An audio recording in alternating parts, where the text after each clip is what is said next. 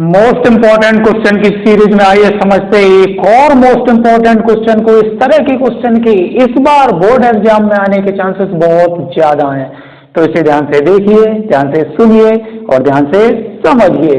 शुरू करते हैं इसका सॉल्यूशन, जो कि बिल्कुल ही आसान है। According to this question, from a solid right circular cylinder of height 14 centimetre and base radius 6 centimetre, a right circular cone of same height and same base radius is removed, find the volume of the remaining solid। सबसे पहले इसमें कहा गया एक cylinder है, तो हम एक सिलेंडर को यहाँ पर ड्रॉ कर लेते हैं। इस सिलेंडर की हाइट है 14 सेंटीमीटर और बेस की जो रेडियस है वो है 6 सेंटीमीटर। सेम हाइट का और सेम रेडियस का एक कोन कट कर लिया है इस सिलेंडर से, तो हमें इस बाकी बचे हुए पार्ट का वॉल्यूम फाइंड करना है।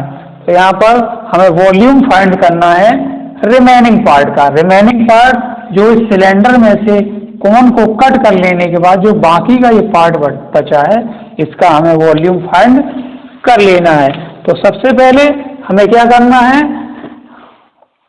रिमेनिंग वॉल्यूम कैसे निकलेगा?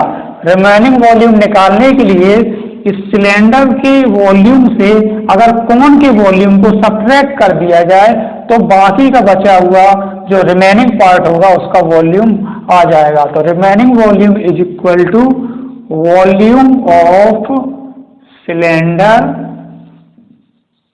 Minus volume of cone. Volume of cylinder का जो फॉर्मूला होता है वो होता है पाई आर स्क्वायर एच से हम सब्ट्रैक्ट करेंगे। वॉल्यूम ऑफ कोन का फॉर्मूला होता है 1/3 पाई are square H.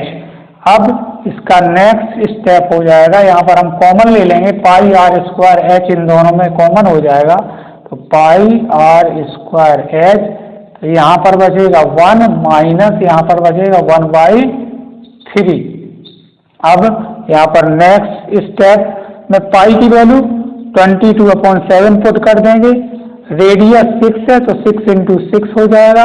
Height 14 centimetre है, इंटू यहाँ पर 3 बन जाए 3 से बन गया 2, यहाँ पर आ जाएगा 2/3।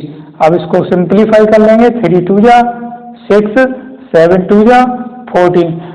6 का मल्टीप्लाई 22 से करेंगे तो 6 2 जा 12, 6 2 जा 12 13, 132 इंटू 2 2 जा 4 2 जा 8 से मल्टीप्लाई करा देंगे इसका, तो यहाँ पर हो जाएगा 8 2 जा 16, 1 कैरी, 8 3 जा 24, 25 2 कैरी, 8 1 जा 8 2 10, 1056 1056 सेंटीमीटर क्यूब। ये क्या आ गया?